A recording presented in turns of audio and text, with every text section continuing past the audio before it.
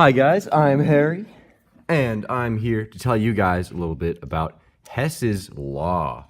Alright, so Hess's Law has to do with enthalpies of reactions and combining enthalpies of reactions in order to get the enthalpy for a massive big ol' reaction. Sounds kind of complex, but it's actually really simple. So when you're looking at a reaction, it's going to have some certain enthalpy. That's the change in energy that reaction causes. So for example, we got A plus B plus C here. All right, and when A plus B plus C happens, or A plus B becomes C happens, it releases 20 kilojoules for every mole of that reaction that happens. Now, if that reaction were to happen in reverse, for example, if C were to turn into A and B, then it would have to absorb 20 kilojoules for every mole of that reaction. So basically, whenever you flip a reaction, you're going to end up with the opposite sign for its enthalpy. Pretty easy, right?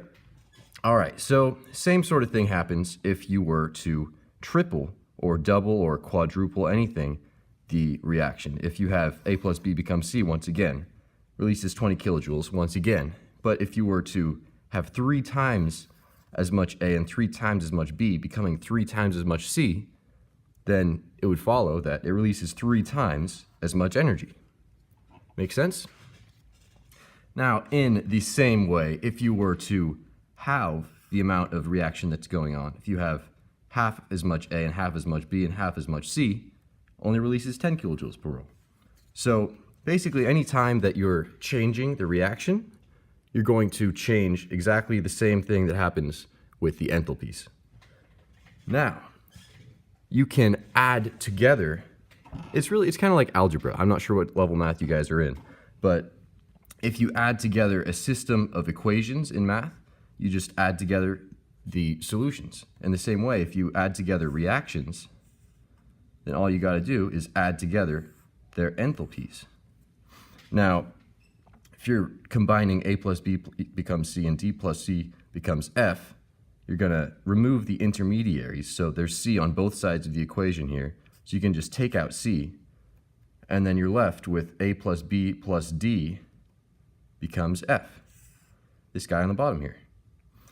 And because we combined this guy and this guy, you just combine both of their enthalpies. So negative 20 minus 55 becomes negative 75 kilojoules for every mole of that reaction. Make sense? Now, let's get to an example. So if you're confused right now, don't worry. This is where I hope it's going to start making a little bit more sense. So when you look at a bunch of equations here, this probably looks really confusing, bunch of reactants and products and everything. Don't worry, don't get confused. All we got to do is get to here. So we're going to need 2 carbons. There's a carbon right there. Going to need a hydrogen right there, and we're going to need a C2H2 right there. All right, so first thing you want to do is find all the products and reactants in the equations down here. Got that? Check. Easy.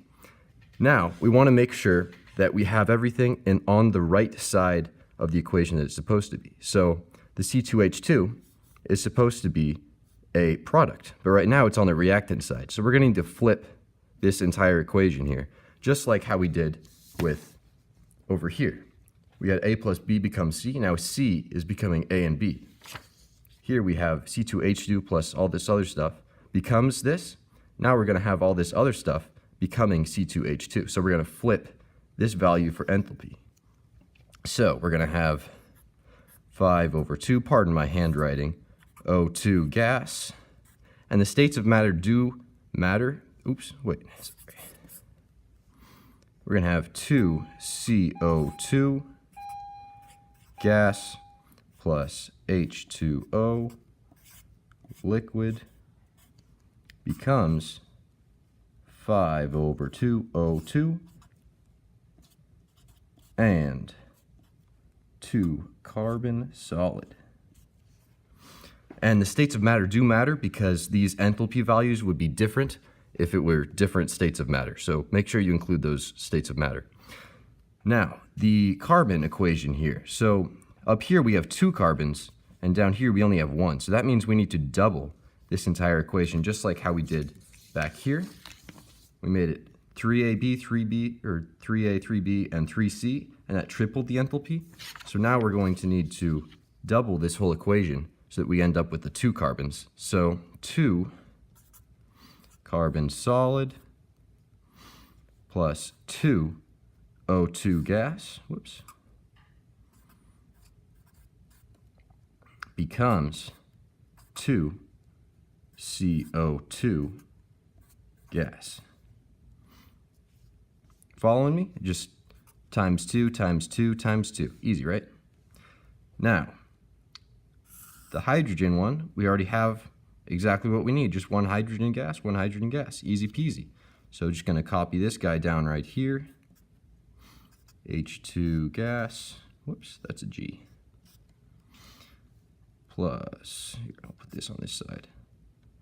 1/2 O2 gas becomes H2O liquid.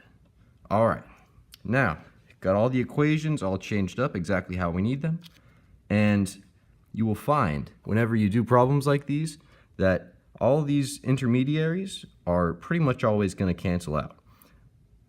As you can see, 2CO2, 2CO2, H2O, H2O. And because they're on opposite sides of this equation here, this is a product, this is a reactant product, so you can cancel those out because it's just an intermediary. H2O over here, H2O over on this side of the arrow, so cross those out.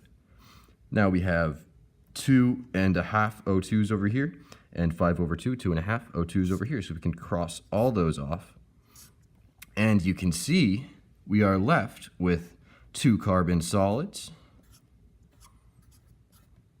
1 H2,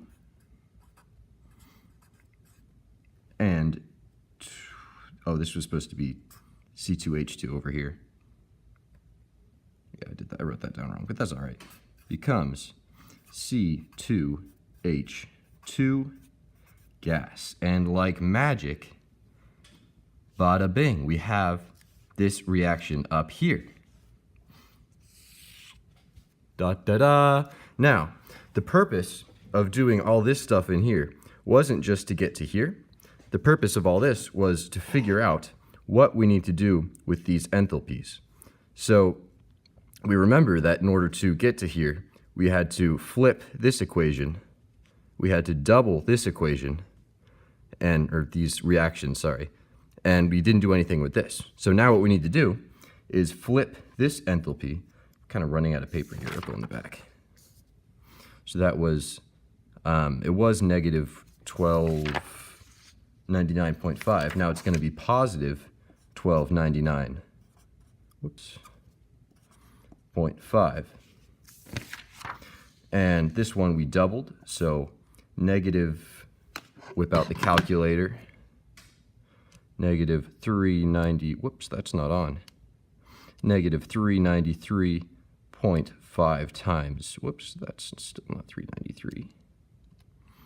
Oh man, 393.5 times 2 is going to be 787.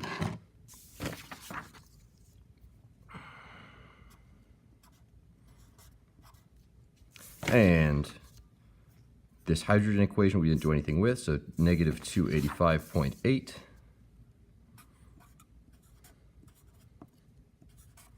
And then we add all that together,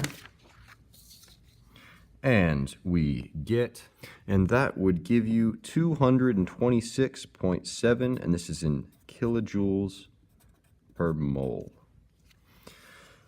So, just like that, we have calculated the enthalpy for this reaction at 226.7 kilojoules per mole.